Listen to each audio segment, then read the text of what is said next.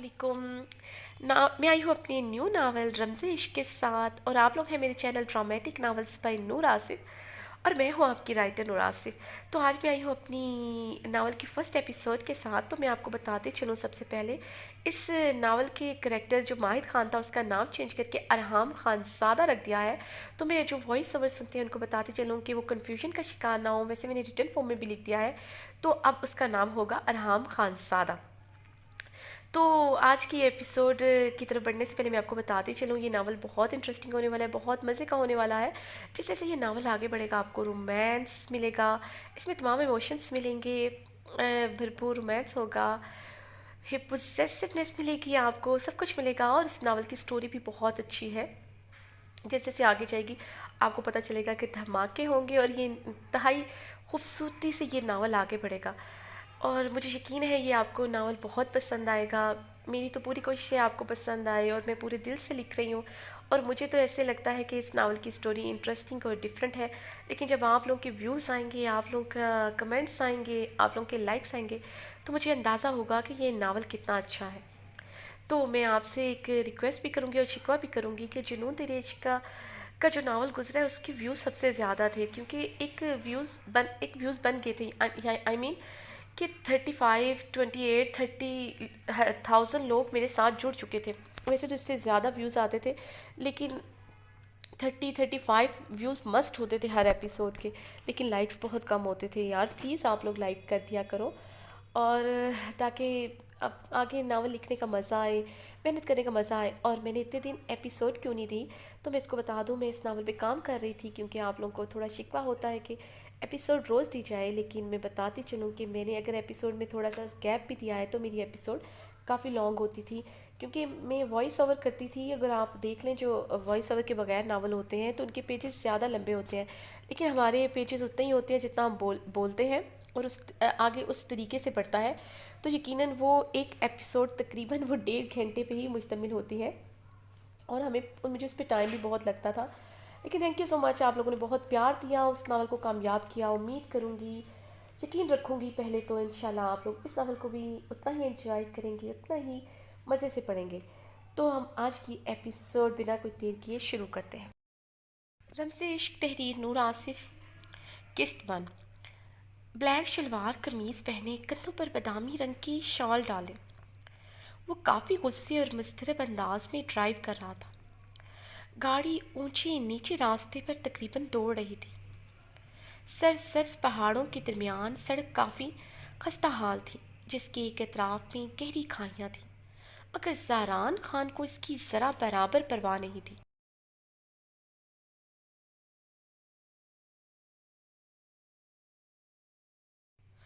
ज़हरान खान ने गुस्से से गाड़ी की स्पीड बढ़ाते हुए अपनी हल्की घनी बेट पर हाथ फेरा। वो बहुत कोशिश कर रहा था अपने गुस्से पर कंट्रोल करने की, मगर गुस्सा इश्तियाल बढ़ता जा रहा था। गाड़ी एक बहुत बड़ी हवेली के गेट पर आकर रुकी थी। ज़ारान खान के हाथ देने पर चौकीदार ने जल्दी से गेट खोला था।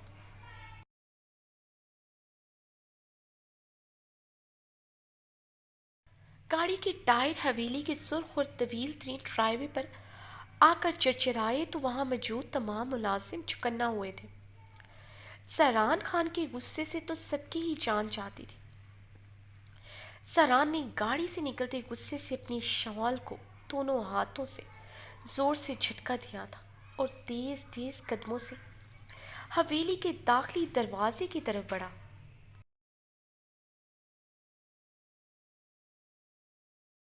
अंदर दाखिल होते ही उसके कदमों का रुख डाइनिंग हॉल की तरफ था। डाइनिंग हॉल में दाखिल होते ही ज़हरान ने आगे बढ़ते ही पानी का ग्लास टेबल से उठाकर ज़मीन पर ज़ोर से दे मारा।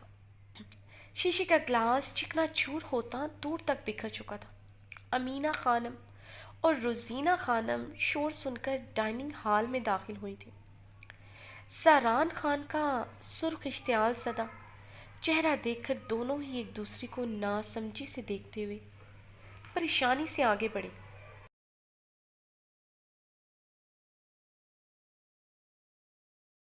क्या हुआ ज़हरान बेटा? अमीना खानम ने आगे बढ़ते पूछा। یہ بات مجھ سے مت پوچھے مورے، یہ بات اسے پوچھیں جس نے شاہ نواز کی گاڑی پر حملہ کیا ہے۔ زہران غصے سے دھاڑا۔ امینہ خانم نے دہلتے ہوئے سینے پر ہاتھ رکھے بابرک خان کو دیکھا، جو اطمینان سے چیئر پر بیٹھا کھانا کھا رہا تھا۔ اسے اس سب سے جیسے کوئی فرق ہی نہیں پڑ رہا تھا۔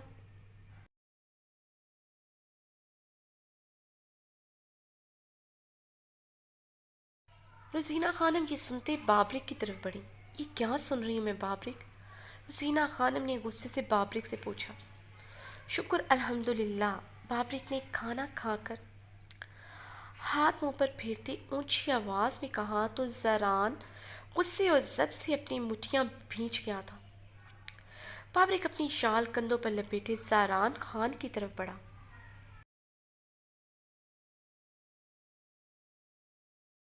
پوچھو لالا، کیا پوچھنا ہے تمہیں اس رزق کے لیے؟ سارا دن تم ادھر اسلام آباد میں کانٹریکٹ کھیلتا ہے، اپنے گھر سے دور رہتا ہے۔ کس لیے؟ اس رزق کے لیے۔ تمہیں اتنا تو لحاظ کرنا چاہیے تھا کہ ہم کھانا کھا رہا تھا، اللہ کی دی ہوئی نعمتوں کا شکر ادا کر رہا تھا، اور تم ہے کہ آتے ساتھ ہی شروع ہو گیا۔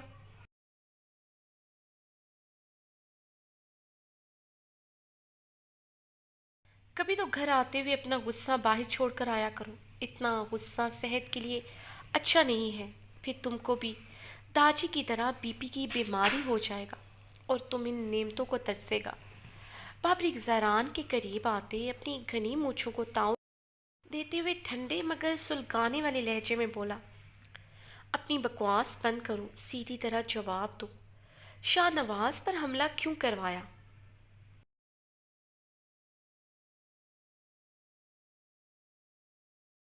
اگر اس کی جان چلی جاتی تو؟ زہران خان نے اب کی بار بابرک کا گریبان دونوں ہاتھوں سے جکڑا تھا۔ تو کیا ہو جاتا؟ زمین سے ایک ناپاک ہستی کا خاتمہ ہو جاتا۔ بابرک نے اپنا گریبان ایک ہی جھٹکے میں چھڑوایا تھا۔ بابرک، اپنی زبان کو قابو میں رکھو اور اپنی آواز بھی نیچی رکھو۔ بھولو مت، شاہ نواز فرشتے کا شوہر ہے۔ زہران تیش و اشتعال سے دھاڑا۔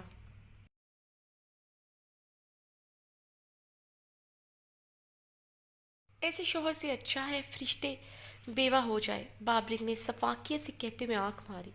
بابرک کی کیا کہہ رہے تم؟ فرشتے بہن ہے تمہارا۔ روزینہ خانم نے ناگواریت سے بابرک کو ٹوکا تھا۔ وہ ہمارا بہن نہیں ہے، ارحام لالا کا بہن ہے، ہمارا تو تایا کا بیٹی ہے صرف۔ اگر وہ ہمارا سگا بہن بھی ہوتا تو ہم یہی کہتا، ایسے شوہر سے اس کا بیوہ ہونا ہی اچھا ہے۔ بابرک اپنی گھنی مونچھوں پر ہاتھ پھیرتے تنزیہ مسکرایا تھا۔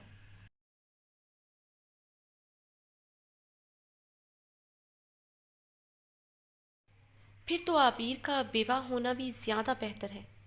زہران کے طنز پر بابرک کا رنگ سرخ پڑا تھا۔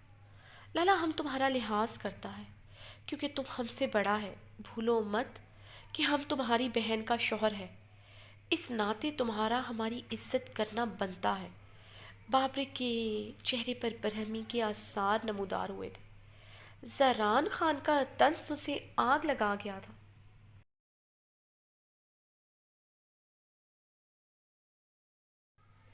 تم میری بہن کے شوہر ہو، اور یہی سب سے بڑی غلطی ہوئی داجی سے، جنہوں نے عبیر کا نکاح تم جیسے خود غرض اور جاہل انسان سے کروا دیا جسے رشتوں کا لحاظ نہیں ہے۔ تم نے اتنا نہیں سوچا شاہ نواز تمہارے حملے کا غصہ بیچاری فرشتے پر اتارے گا۔ زہران نے اپنے مضبوط ہاتھ کا مکہ ڈائننگ ٹیبل کی شیشے کی میز پر دے مارا تھا۔ بس نہیں چل رہا تھا بابرک کا چہرہ بگاڑ کر رکھ دے۔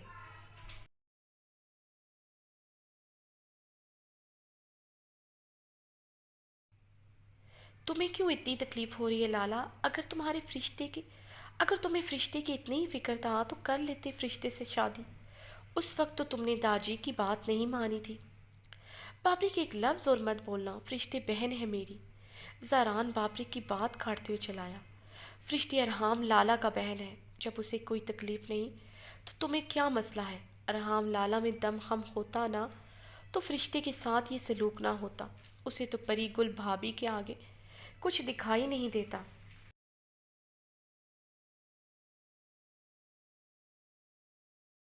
چوروں کا غلام بنا پھرتا ہے ہر ٹائم. پری گل بھابھی کی لگامیں کس کر رکھتا تو فرشتے بھی خوش ہوتی. وہ تو پری گل بھابھی کے نیچے لگا ہوا ہے. اللہ اللہ، پری گل بھابھی تو فتنہ ہے فتنہ. بیچاری فرشتے کے ساتھ جو کچھ ہوتا ہے اس میں پری گل بھابھی کا ہاتھ ہوتا ہے. بابرک نے استہزائیہ ہنستے ہوئے کانوں کو ہاتھ لگائے تھے.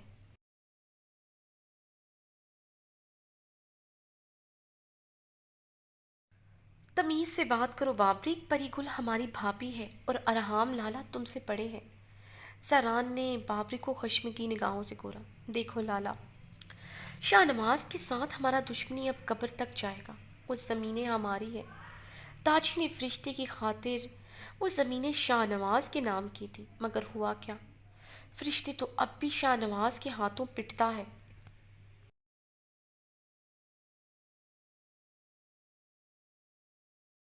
فرشتے بیوہ ہو یا طلاق یافتہ مجھے فرق نہیں پڑتا. میں اپنی زمینیں شاہ نواز کو ہڑپنے نہیں دوں گا. بابرک ہر درمی سے اپنی بات پر قائم تھا. ساران غصے اور بے بسی سے اپنے ایک ہاتھ کا مکہ دوسری ہتھیلی پر مار کر رہ گیا تھا. تاجی کا لحاظ تھا اور سب سے بڑھ کر اپنے اور بابرک کے درمیان رشتے نے اس کے ہاتھ باندھ رکھے تھے، ورنہ بابرک کی حرکتوں پر زاران خان کا اس کی جان لینے کو دل کرتا تھا.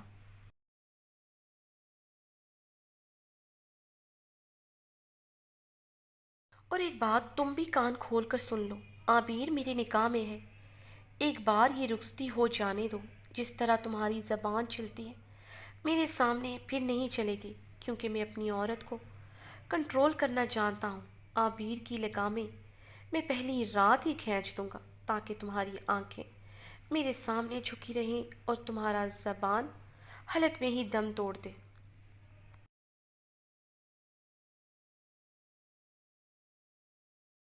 کیا کہتے ہیں پہلی رات ہی خلاص؟ بابرک اپنے گلے پر چھری کی طرح ہاتھ رکھ کر پھرتے ہوئے ہنسا تو روزینہ خانم بابرک کی بات پر نظریں چرا گئی تھیں. اس سے پہلے ہی تمہاری موت میرے ہاتھوں لکھی جائے گی. Just wait and watch. Zaran Babrak کی آنکھوں میں دیکھتے ہوئے غرایا. ارے ارے لالا، یہ انگلش ہم کو سمجھ نہیں آتا.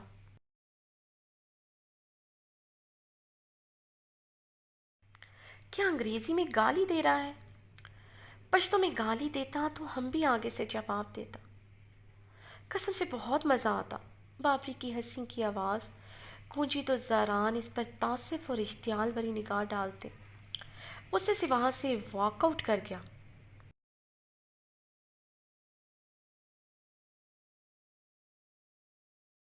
زاران کے جانے کے بعد بابرک کے چہرے پر استہزائیہ مسکراہٹ بکھری تھی. بابرک اپنی مونچھوں پر ہاتھ پھیرتے اپنا سر تنفر سے جھٹکتے وہاں سے چلا گیا. روزینہ خانم اور آمینہ خانم گہری سانس بھرتی رہ گئی تھی.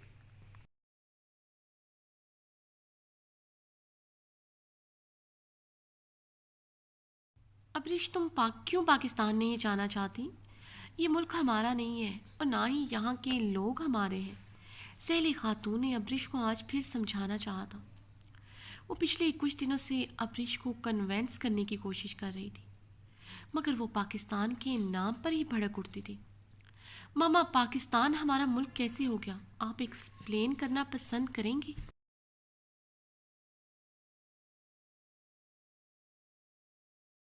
میں اس ملک میں پیدا ہوئی، بڑی ہوئی، یہاں اپنی تعلیم حاصل کی. اب آپ یہ کہہ رہی ہیں یہ ملک ہمارا نہیں ہے، یہاں کے لوگ ہمارے نہیں ہیں. پاکستان کے لوگ ہمارے ہیں کیا؟ ابریش نے استہزائیہ مسکراہٹ کے ساتھ استفہامیہ لہجے میں سوال کیا. ہم زندہ بھی ہیں یا مر گئے ہیں کسی نے ہمارا آج تک پتہ نہیں کیا، تو وہاں کے لوگ کیسے ہمارے ہو گئے؟ ابریش نے غصے سے بولتے ہوئے اپنے براؤن سلکی بالوں کی اونچی سی پونی بنا کر انہیں سمیٹا تھا.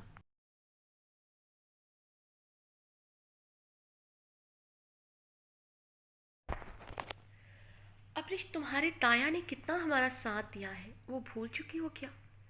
انہوں نے ہمارا ہمیشہ خیال رکھا.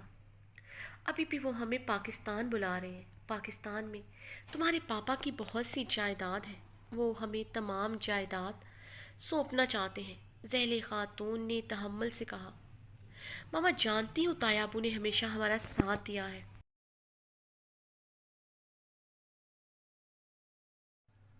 لوگ یہاں سے ڈالر پاکستان بھیجتے ہیں، ایک ہم تھے، ہمارے لیے پاکستان سے پیسہ آتا تھا، کیونکہ ہمارے باپ کو ہماری پرواہ تھی ہی نہیں۔ وہ تو ہماری ذات سے ایسے لاپرواہ تھے جیسے ہم لوگ ان کے کچھ نہیں لگتے۔ لیکن اب جب میں اپنے پیروں پر کھڑی ہو چکی ہوں، آہل جاب کر رہا ہے، انایا یہاں پڑھ رہی ہے، تو اب ہم امریکہ چھوڑ کر پاکستان کیوں جائیں؟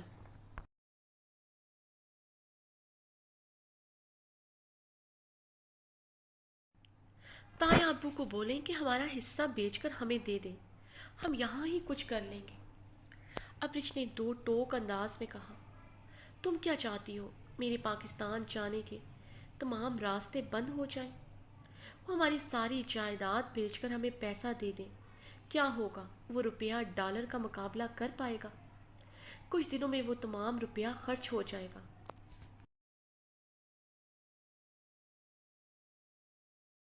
اور ہم یہاں پر ساری عمر بھی رہیں گے تو اپنا کچھ نہیں بنا سکیں گے۔ یہ ملک پرایا تھا، پرایا ہی رہے گا۔ سہلے کی بات پر ابرش کے ہونٹوں پر پھر سے استہزائیہ مسکراہٹ بکھری تھی۔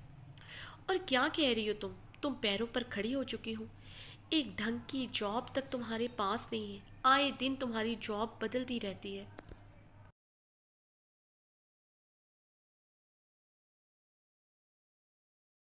سہلے خاتون نے غصے سے بھڑکتے ہوئے کہا۔ ابرش کی ڈھٹائی پر انہیں بہت غصہ آ رہا تھا۔ وہ ابرش کے والد کی موت کے بعد یہاں سے جانا چاہتی تھی، مگر پچھلے 6 مہینے سے وہ ابرش کو قائل نہ کر سکی تھی، اس لیے آج نہ چاہتے بھی ان کا لہجہ تلخ ہو چکا تھا۔ ڈھنگ کی جاب اس لیے نہیں ہے میرے پاس کیونکہ 15 سال کی عمر سے مختلف جاب کر رہی ہوں۔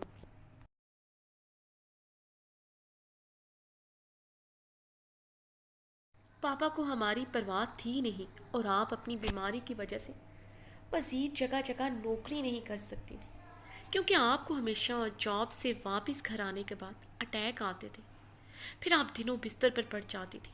آپ کو مجھے سنبھالنا پڑتا تھا۔ میں اپنی تعلیم مکمل کرتی کہ انایا، آہل اور آپ لوگوں کو پالتی۔ ابرش کا لہجہ بھیگا تھا۔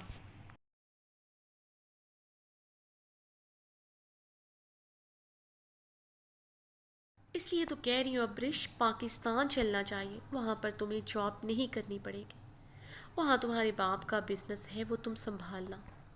ذیل خاتون نے ابرش کے کندھے پر نرمی سے ہاتھ رکھا تھا۔ ماما جانتی ہوں میں آپ پاکستان کیوں جانا چاہتی ہیں، آپ کو اپنے رشتے یاد آ رہے ہیں جنہیں آپ کبھی نہیں بھولی۔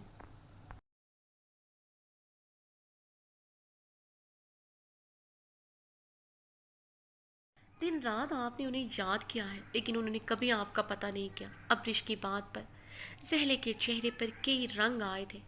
کیسے پتہ کرتے وہ میرا؟ میں انہیں بغیر بتائے ایک انجان آدمی کے ساتھ نکاح کر کے یہاں چلی آئی۔ زہلے کے چہرے پر کرب و اذیت کی ایک داستان تھی۔ تو کیا ہوا ماما؟ آپ نے نکاح کیا تھا، کوئی گناہ نہیں کیا تھا؟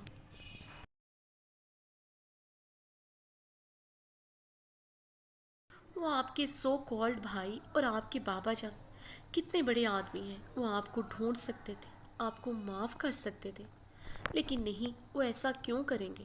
آپ کو معاف کرنے کی صورت میں آپ کو آپ کے حصے کی جائیداد دینی پڑتی، اس لیے انہوں نے یہی سوچا ہوگا کہ ایسے ہی زہلے سے جان چھڑوانا بہتر ہے۔ ابرش نے تلخ لہجے میں کہا۔ زہلے نے غور سے اپنی بے پناہ حسین بیٹی کو دیکھا جو ابھی صرف 21 سال کی تھی۔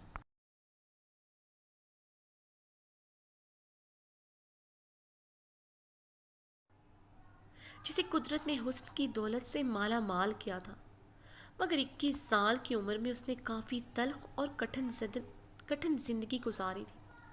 اس عمر میں اس کے چہرے پر کسی کی محبت کے رنگ ہونے چاہیے تھے، مستقبل کے خوبصورت خواب ہونے چاہیے تھے، مگر اب وہاں پر صرف اپنے سے جڑے رشتوں کی فکر تھی، اور وہ اسے اسی ذمہ داری اور فکر سے آزاد کرنا چاہتی تھی، تاکہ پاکستان جا کر وہ اپنے بزنس کو سنبھال سکے اور ان پریشانیوں سے آزاد ہو جائے، مگر وہ یہ ملک چھوڑ کر جانے کو تیار نہ تھی۔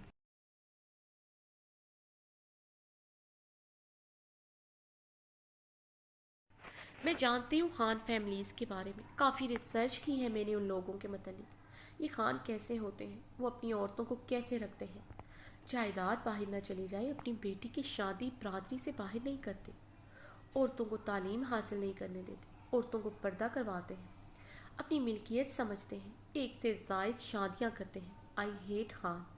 ابرش نے اپنا حسین چہرہ بگاڑا تھا۔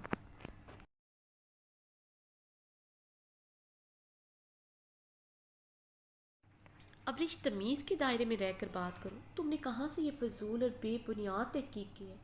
تم جانتی ہی کیا ہو خانزادہ فیملیز کے بارے میں، وہاں کے لوگوں کے بارے میں؟ میرے بھائی اور بابا جان ایسے نہیں ہیں۔ تم نے جو ریسرچ کی ہے وہ بالکل غلط اور غیر حقیقی ہے۔ اگر وہ اپنی عورتوں کو پردہ کرواتے ہیں تو وہ پردہ خدا نے ہی عورت پر فرض قرار دیا ہے۔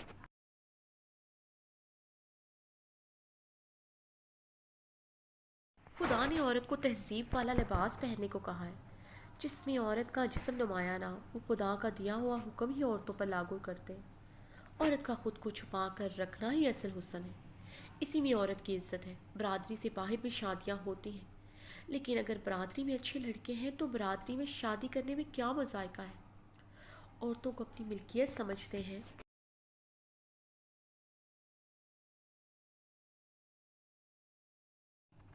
اس لیے اپنی عورت پر کسی کی گندی نظر برداشت نہیں کر سکتے، اسے تحفظ دیتے ہیں، گھر کا سکھ دیتے ہیں، تمہارے باپ کی طرح نہیں جو اپنی بیوی اور بیٹی سے بے پردگی میں نوکریاں کروائے۔ اسے اپنی احساس ذمہ داری کا پتہ نہ ہو، کیونکہ تمہارا باپ ہمارا خرچہ نہیں اٹھا سکتا تھا، اس لیے اس نے ہم سے برائے نام ہی تعلق رکھا تھا۔ جب اسے ایک گھر کی ضرورت ہوتی، بیوی کی ضرورت ہوتی، تو اپنے حقوق لینے کے لیے آ جاتا۔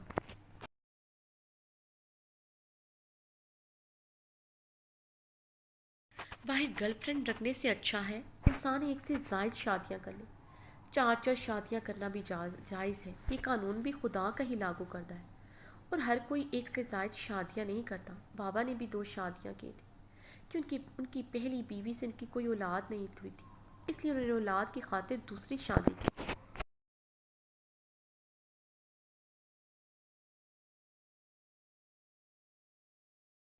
تمہارے باپ کی طرح نہیں جس نے یہاں پر اپنی گرل فرینڈز رکھی ہوئی تھی۔ برسوں پہلے غلطی میری تھی، میرے بابا نے مجھے پڑھایا لکھایا، اچھی تعلیم دلوائی۔ اپنے شہر کی میں پہلی لڑکی تھی جو کو ایجوکیشن میں پڑھتی تھی، صرف اپنے بابا جان کی وجہ سے۔ غلطی مجھ سے ہوئی تھی، مان میں نے توڑا تھا ان کا، میں ان کا سامنا نہیں کر سکتی، ورنہ کب سے ان کے قدموں میں گر جاتی۔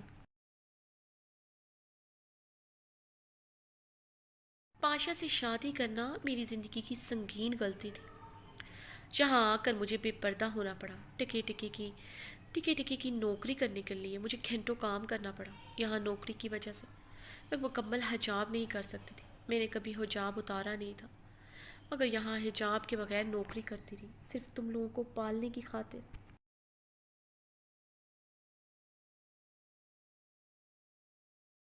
اب پاشا اس دنیا میں نہیں رہا، اور وہاں پاکستان میں تمہارے باپ کا گھر ہے، بزنس ہے، تمہارے تایا کی اچھائی ہے، وہ ہمیں یہ سب دے رہے ہیں، ورنہ وہ ہمارا حق نہ بھی دیتے تو ہم کیا کر لیتے۔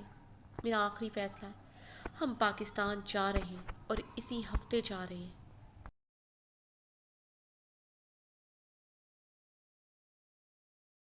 تم یہاں کا کام جتنی جلدی ہو سکے سمیٹ لو، زہلے نے سخت لہجے میں اپنا فیصلہ سنایا تھا۔ واٹ ایور ماما، آپ کچھ بھی کہیں، میں پاکستان نہیں جاؤں گی، اور میں عنایا کو اسکول سے لینے جا رہی ہوں، بہت دیر ہو چکے ہیں۔ اب رش سپاٹ انداز میں کہتے ہوئے چلی گئی تو زہلے خاتون گہرا سانس بھر کر رہ گئی تھی۔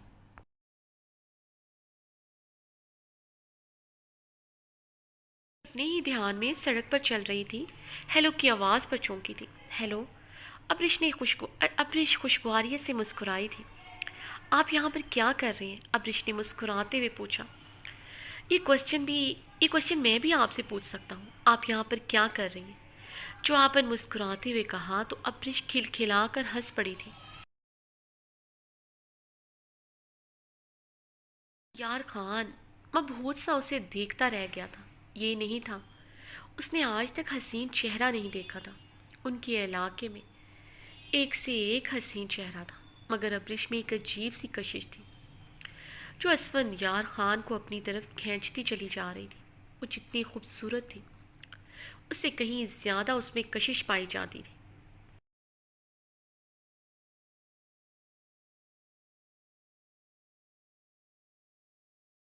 ابرش کی شہد رنگ آنکھیں بہت خوبصورت تھیں۔ اس نے آج تک اتنی خوبصورت گہری آنکھیں نہیں دیکھی تھی۔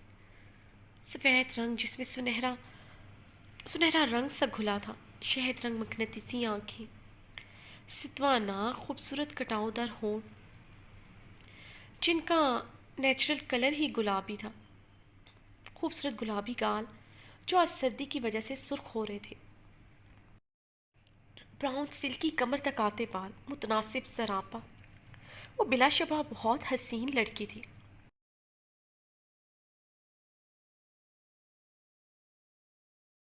اس وقت ابرش بلیک جینس پر براؤن لانگ کوٹ پہنے ہوئی تھی، براؤن کلر کی گرم کیپ لی ہوئی تھی، اپنے سلکی براؤن بال کھلے چھوڑ رکھے تھے جو اس کی کمر پر بکھرے تھے۔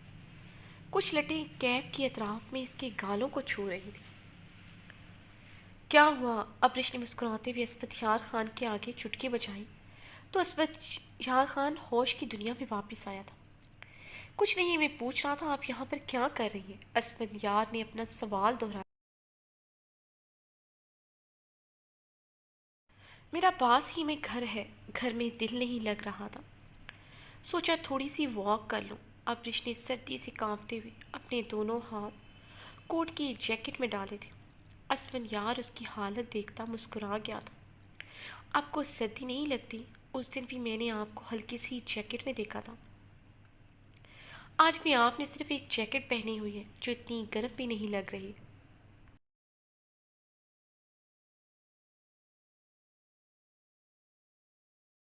آپ نے مفلر بھی نہیں لیا، گلوز بھی نہیں پہنے ہوئے اور کیپ بھی نہیں پہنی۔ ابرش اسے ایسے دیکھتے جھرجھری لے کر رہ گئی تھی۔ یہ سردی تو کچھ نہیں، ہمارے علاقے میں اس سے کہیں زیادہ سردی پڑتی ہے، ہمیں عادت ہے ایسے رہنے کی۔ اسفندیار خان کے چہرے پر مسکراہٹ بکھری تھی۔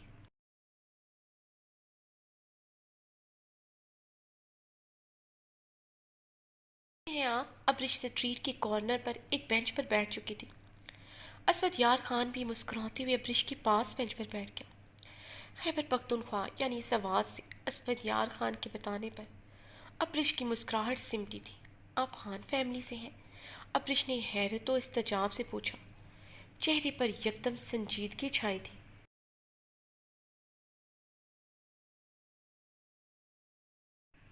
ہاں، میں خان فیملی سے ہوں۔ اسفندیار خان کے بتانے پر ابرش کے چہرے پر ناگواری کا تاثر ابھرا تھا جسے وہ چھپا گئی تھی۔ کیا ہوا ابرش؟ آپ کی مسکراہٹ کیوں سمٹ گئی؟ اسفندیار خان نے اس کے سنجیدہ چہرے کو بغور دیکھتے ہوئے پوچھا، جہاں نہ صرف سنجیدگی چھائی تھی بلکہ ہلکی ہلکی ناگواری کا تاثر بھی تھا جسے وہ لب بھینچے چھپانے کی کوشش کر رہی تھی۔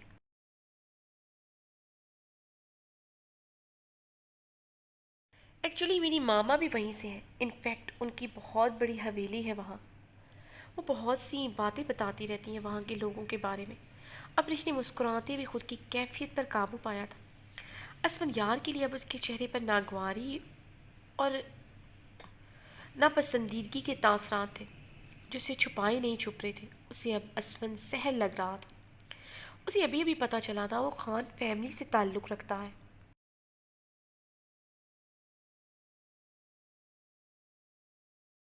ریئلی؟ یہ تو بہت اچھی بات ہے۔ آپ ہمارے علاقے سے ہیں؟ کیا نام ہے آپ کے پاپا کا؟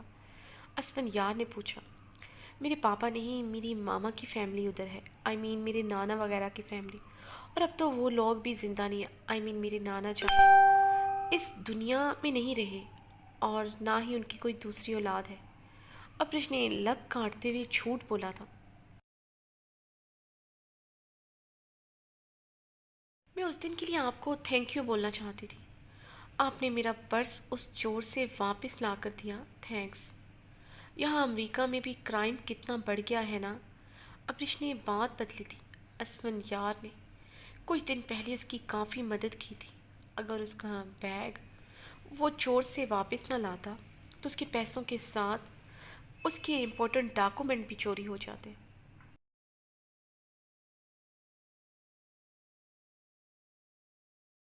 ایک یہی وجہ تھی وہ اس وقت اسفن کی موجودگی کو برداشت کر رہی تھی، ورنہ اس کے خان فیملی سے تعلق ہونے پر اس کے دل میں اسفند خان کے لیے ناپسندیدگی پیدا ہوئی تھی۔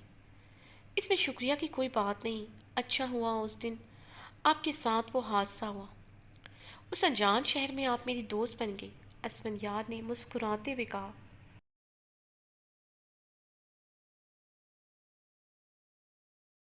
اچھا یہ بتائیں آپ یہاں پر کیا کرتے ہیں؟ ابرش کے سوال پر اسفند یار گہرا مسکرایا تھا۔ اسے ابرش کا سوال کرنا اچھا لگ رہا تھا۔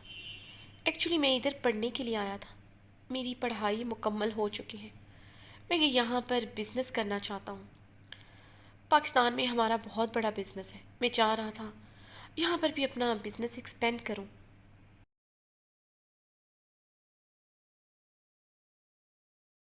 میرا یہ آئیڈیا زاران کو بھی بہت پسند آیا ہے، اسفند یار نے مسکراتے ہوئے بتایا۔ ابرش نے اسفند یار کو غور سے دیکھا تو اسے اندازہ ہوا تھا وہ کافی ہنسمکھ سا انسان ہے۔ زاران کون؟ ابرش نے یوں ہی پوچھا تھا۔ وہ اس سے کیا بات کرے اسے سمجھ نہیں آ رہا تھا، وہ مروتاً اس سے باتیں کر رہی تھی۔ ابرش کے پوچھنے پر اسفند یار کے چہرے پر دلکش مسکراہٹ بکھری تھی۔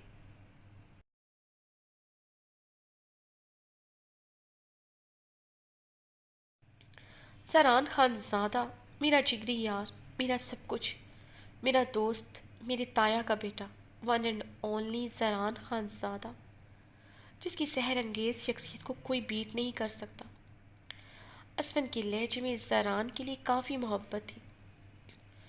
آپ کی پرسنالٹی بھی کافی اچھی ہے، ابرش نے سادگی سے تعریف کی تو اسفن یار خان کے لبوں کو مبہم سی مسکراہٹ نے چھوڑا تھا۔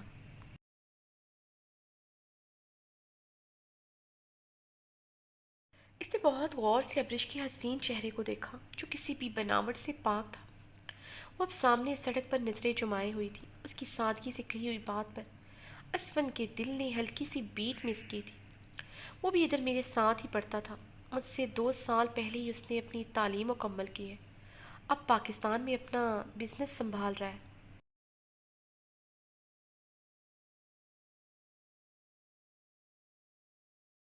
اسفند اپنی بات جاری رکھتے ہوئے اسے آہستگی سے زاران کے متعلق بتا رہا تھا۔ دفتر اسفند کا فون رنگ ہوا تھا۔ اسی کا فون ہے، اسفند نے مسکراتے ہوئے ابرش سے کہا تو ابرش ایکسکیوز می کہتے ہی بینچ سے اٹھ کر اس سے کافی فاصلے پر کھڑی ہو گئی تھی۔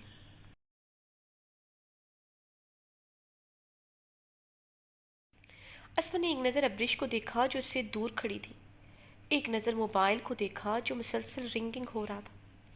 اسفیہ نے گہرا سانس بھرتے فون اٹینڈ کیا، جانتا تھا زاران خان اس کی جان نہیں چھوڑے گا۔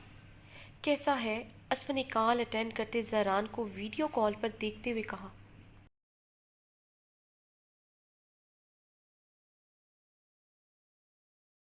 یہ بتاؤ میرا فون اٹھانے میں اتنی دیر کیوں کی؟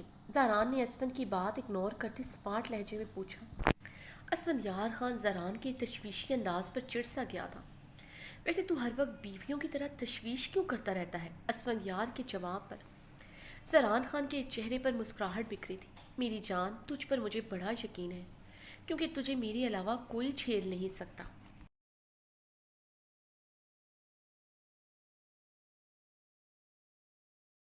تیری طرف سے میں بے فکر ہوں، تو اکیلا تھا، اکیلا ہی مرے گا۔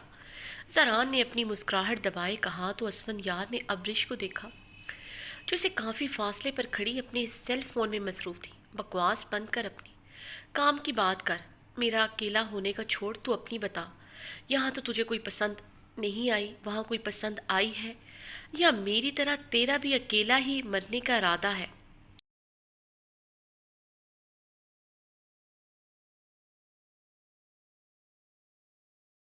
ویسے اچھی بات ہے تو اکیلا ہی مرے، کیونکہ تجھے تو میں بھی جھیل نہیں سکتا، کوئی اور جھیل لے، یہ ناممکن ہے۔ اسفن یار نے جوابی کارروائی کی تو زاران کا بلند و باغ کہکا گونجا تھا۔ کہکا لگانے پر اسفن کے چہرے پر بھی مسکراہٹ بکھری تھی۔ آج موڈ بڑا خوشگوار ہے، لگتا ہے واقعی میں کوئی پسند آ گئی ہے جناب کو۔ اسفن یار کے لبوں پر مسکراہٹ بکھری۔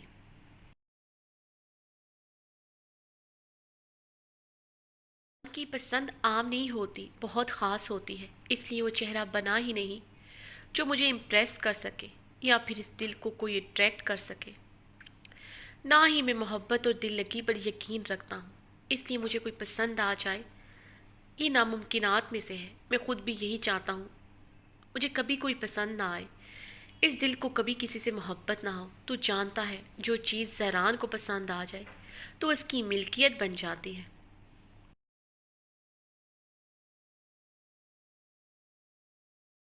زہران اپنی چیزوں کے بارے میں بہت پوزیسو ہے، جس پر وہ کسی کا سایہ بھی برداشت نہیں کر سکتا، اور یہی بات میرے لیے نہیں اس کے لیے مسئلہ ہوگا۔ میری جنونیت سہنا آسان نہیں، زہران خان کا ہونا آسان نہیں ہے۔ زہران خان نہ کسی کا ہو سکتا ہے نہ کسی کو اپنا بنا سکتا ہے، اس لیے میں مورے کی پسند سے شادی کروں گا، اور وہ صرف زہران خان کی بیوی ہوگی، زہران خان کی عورت۔ اس سے آگے اس کا کوئی مقام نہیں ہوگا۔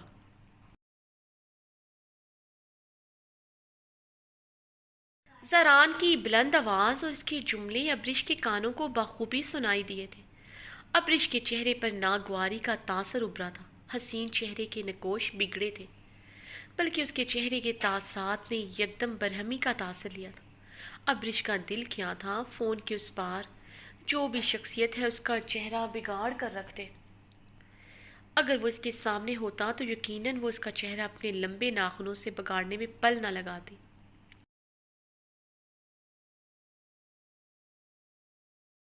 وہ وہاں مزید ٹھہری نہیں تھی، پیر پٹکتی غصے سے آگے بڑھی۔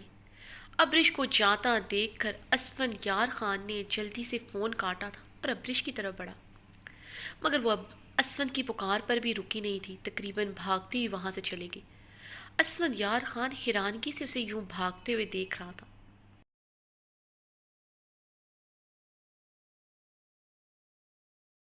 سمیع اللہ خان کے 3 بیٹے ہیں، جن کے نام نوریز خان، اربد خان اور درید خان ہیں۔ نوریز خان سب سے بڑے بیٹے تھے، وہ اور ان کی اہلیہ ایک کار حادثے میں اللہ کو پیارے ہو گئے تھے۔ ارحام خان اور فرشتے ان کی اولاد ہیں۔ اربد خان جو نوریز سے چھوٹے ہیں، اربد اور امینہ خانم سے زران خان اور شہرام خان، اور ایک بیٹی ہے جس کا نام عبیر ہے۔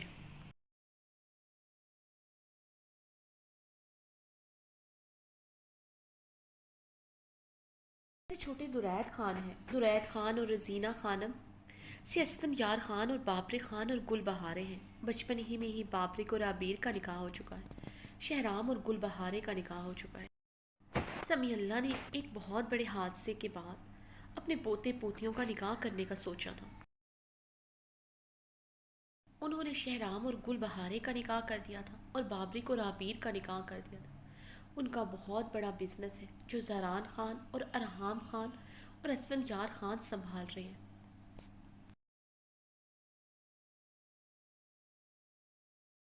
ارحام خان زادہ آندھی طوفان بنا حویلی میں داخل ہوا تھا۔ خوبرو سنجیدہ چہرے پر شدید برہمی کے تاثرات تھے۔ شاہ نواز پر حملے کی خبر اسے مل چکی تھی، اور یہ بھی کہ فرشتے کو شاہ نواز نے گھر سے نکال دیا ہے۔ کیمل کلر کی شلوار قمیض میں اس کا سرخ و سفید چہرہ تیش و اشتعال سے مزید سرخ ہو رہا تھا۔ کندھے پر بلیک شال ڈالے اس وقت مردانہ وجاہت کا اعلیٰ شہکار لگ رہا تھا۔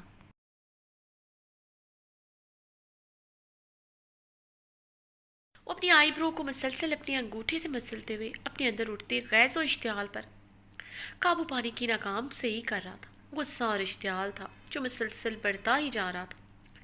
فرشتے کو گھر سے نکالنے کی خبر سن کر وہ اپنی بہت امپورٹنٹ میٹنگ چھوڑ کر یہاں پہنچا تھا۔ بابرک سے بحث کرنا اور اسے سمجھانا بیکار تھا۔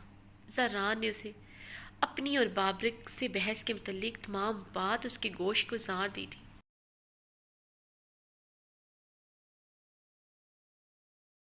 وہ بھی عابیر کی وجہ سے خاموش ہو گیا تھا۔ عابیر اسے فرشتے کی طرح ہی عزیز تھی۔ وہ اپنے غیظ و غضب پر قابو پاتے سیدھا اپنے کمرے میں داخل ہوا۔ خان تم آ گیا؟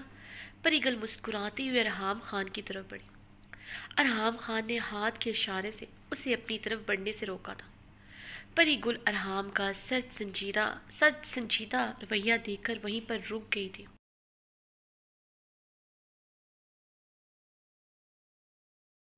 کیا ہوا ہے خان؟ تم اتنا سنجیدہ کیوں ہے؟ اتنے دنوں بعد تم گھر آیا ہے، مجھے دیکھتے ہی تمہارا منہ بن گیا ہے، پری گل نے سنجیدگی سے کہا۔ کیا چاہتی ہو گل؟ میں کمرے میں آ کر تمہیں گلے سے لگاتا، بہت پیار کرتا، کیونکہ میری بہن کو تمہارے بھائی نے گھر سے نکال دیا ہے۔ ارحام خان نے بہت ضبط سے کہا تھا، ورنہ اس وقت اس کا پوری دنیا کو آگ لگانے کو کر رہا تھا۔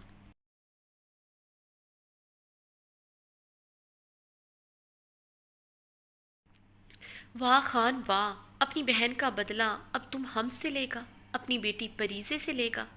ایسا کرو خان، تم بھی ہمیں گھر سے نکال دو تاکہ تمہارے دل کو چین آ جائے، پری گل نے بھیگے لہجے میں کہا۔ گل، میں نے کب تم سے بدلہ لیا؟ شاہ نواز نے پہلی دفعہ نہیں فرشتے کو گھر سے نکالا، کتنی دفعہ گھر سے نکال چکا ہے۔ ارحام خان نے پری گل کی بھیگے آنکھیں دیکھ کر بے بسی سے اپنے ہاتھ کا مکہ بنا کر دیوار پر دے مارا تھا۔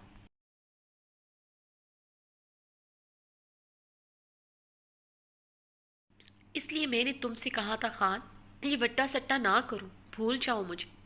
تم نے کہا تھا میں کبھی تمہیں شاہ نواز کی کسی غلطی کی سزا نہیں دوں گا، لیکن جب بھی فرشتے یہاں آتی ہے تو مجھے کٹہرے میں لا کھڑا کرتا ہے۔ مجھے کٹہرے میں کھڑا کرنے کے بجائے تمہیں بابرک کا گریمان پکڑنا چاہیے تھا کہ کیوں اس نے تمہارا بہن کے شوہر پر فائرنگ کی۔ اگر میرے بھائی کو کچھ ہو جاتا، اس کا ذمہ دار کون ہوتا؟ خان بولو، جواب دو، پری گل چیخی تھی۔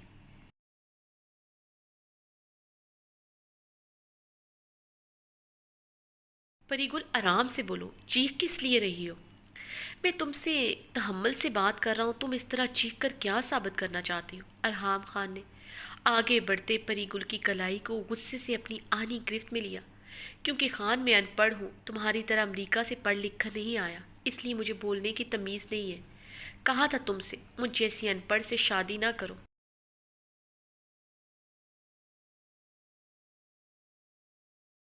مگر تم پر تو محبت کا بھوت سوار تھا، اب کچھ ہی سالوں میں تمہارا محبت کا بھوت اتر چکا ہے۔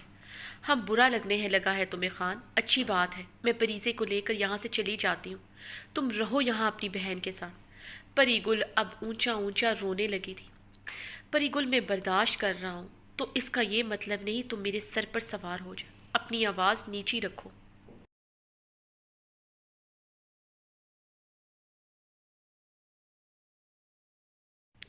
اگر اب تمہاری آواز کمرے سے باہر نکلی تو یہ زبان کاٹ دوں گا میں۔ تمہارے بھائی کی عقل میں 2 منٹ میں ٹھکانے لگا سکتا ہوں، میں برداشت کر رہا ہوں تو اسے وہ میری کمزوری سمجھتا ہے۔ جس دن میں بگڑا تو تمہارے بھائی کو زمین کے نیچے پہنچانے میں پل نہیں لگاؤں گا۔ مجھے بار بار مت یاد دلاؤ کہ میں نے کیا کہا تھا۔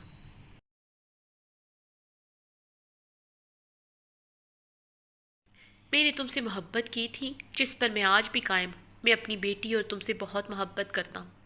شاہ نواز کے کسی عمل سے بھی میں اپنی بیوی کو گھر سے نہیں نکال سکتا، کیونکہ داجی کی یہ تربیت نہیں ہے کہ کسی کی غلطی کی سزا کسی بے گناہ کو دوں۔ اب اپنے بھائی کو فون کرو، فرشتے کو آ کر یہاں سے لے جائیں، ورنہ میری دھمکی اسے صاف الفاظ میں پہنچا دو۔ ارحام خان ایک ایک لفظ غصے سے چباتا ہوا کمرے سے نکل گیا۔